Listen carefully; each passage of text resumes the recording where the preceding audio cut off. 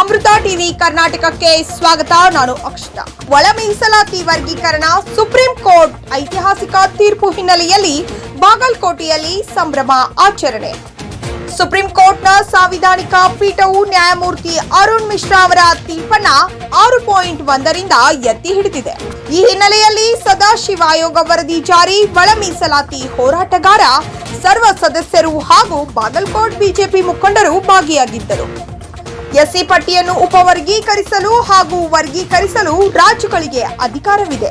Supreme court ತೀರ್ಪನ್ನ ಸ್ವಾಗತಿಸಿದ ಮುಖಂಡರು ಕರ್ನಾಟಕದ ಸರ್ಕಾರವು ಒಳ ಮೀಸಲಾತಿ ಜಾರಿಗೆ ಮುಂದಾಗಬೇಕು, ನಿರ್ಲಕ್ಷಿಸಿದರೆ ಹೋರಾಟವನ್ನ ಎದುರಿಸಬೇಕಾಗುತ್ತದೆ ಎಂದು ಮುಖಂಡರು ಆಗ್ರಹಿಸಿದರು.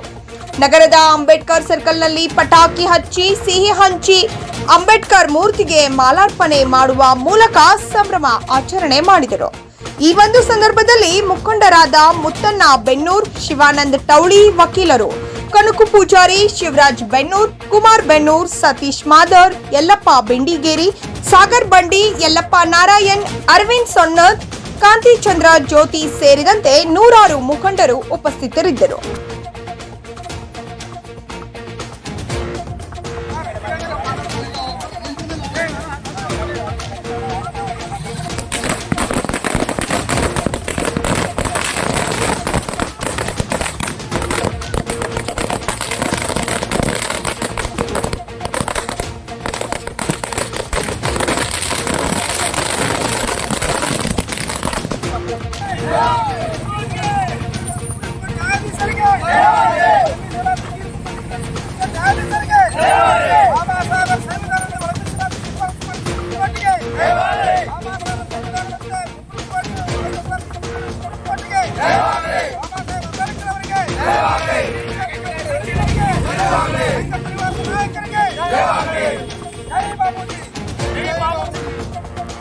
ಇಂದು ಸುಪ್ರೀಂ ಕೋರ್ಟ್ ತೀರ್ಪು ನೀಡಿದೆ.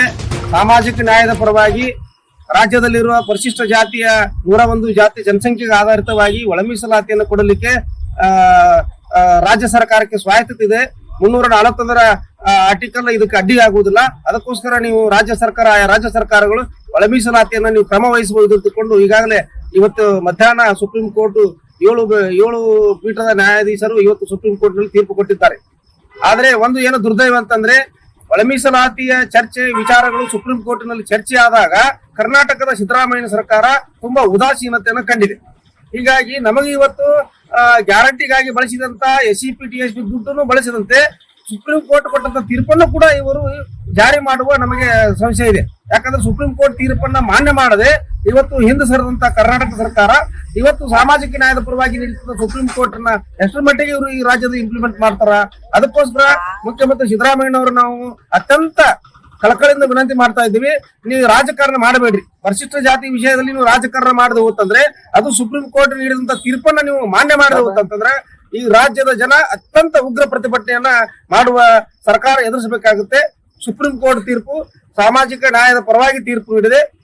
ಎಲ್ಲ ಜಾತಿಯವರಿಗೂ ಸಮಾನವಾಗಿ ಶೈಕ್ಷಣಿಕ ಉದ್ಯೋಗಿಕ ಅನುಕೂಲತೆಯನ್ನು ಕಲ್ಪಿಸಲಿಕ್ಕೆ ಈಗಾಗಲೇ ಇವತ್ತು ಸುಪ್ರೀಂ ಕೋರ್ಟ್ ಕ್ರಮ ವಹಿಸಿದೆ. ಅದನ್ನ ಜಾರಿ ಮಾಡಲಿಕ್ಕೆ ಸರ್ಕಾರ ಇವತ್ತು ಈಗಾಗಲೇ ಸ್ವಾಗತ ಮಾಡಬೇಕಾಗಿತ್ತು. ಇವತ್ತಿಗೂ ಕೂಡ ಕರ್ನಾಟಕ ಸರ್ಕಾರ ಈ ಸುಪ್ರೀಂ ಕೋರ್ಟ್ ನೀಡಿದ ತೀರ್ಪನ್ನು ಸ್ವಾಗತ ಮಾಡಲೇ ಇಲ್ಲ. ಯಾಕೆ ಮಾಡ್ಲಿಲ್ಲ? ಅಂದ್ರೆ ಸಾಮಾಜಿಕ ನ್ಯಾಯ ವಿರುದ್ಧವೇ ಸಿದ್ದರಾಮಯ್ಯನವರು ಅನ್ನೋದನ್ನ ಇವತ್ತು ಸಾಬೀತಾಗಿದೆ. ಇವತ್ತು ಸುಪ್ರೀಂ ಕೋರ್ಟ್ ತೀರ್ಪನ್ನ ಕರ್ನಾಟಕದ ಆಳುವ ಸರ್ಕಾರ ಸ್ವಾಗತ ಮಾಡಿದ್ರೆ ನಾವು ನಂಬ್ತಾ ಇದ್ದೀವಿ, ನಮಗೆ ಸಾಮಾಜಿಕ ನ್ಯಾಯ ಇವತ್ತು ಕರ್ನಾಟಕದ ಕಾಂಗ್ರೆಸ್ ಅನ್ನು ಕೊಡ್ತಾರಂತೀವಿ.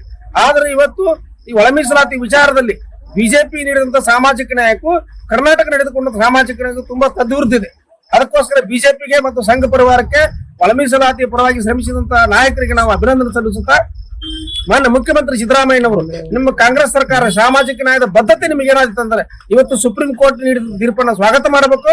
ಇಲ್ಲಿ ಕ್ರಮ ವಹಿಸಲಿಕ್ಕೆ, ಜಾರಿ ತರಲಿಕ್ಕೆ ನೀವೇನ್ ಮಾಡ್ತೀರ ಅನ್ನೋದು ಸಾರ್ವಜನಿಕವಾಗಿ ಎತ್ತಿ ಹೇಳಬೇಕು ಅಂತ ನಾವು ಒತ್ತಾಯ ಮಾಡ್ತೇವೆ.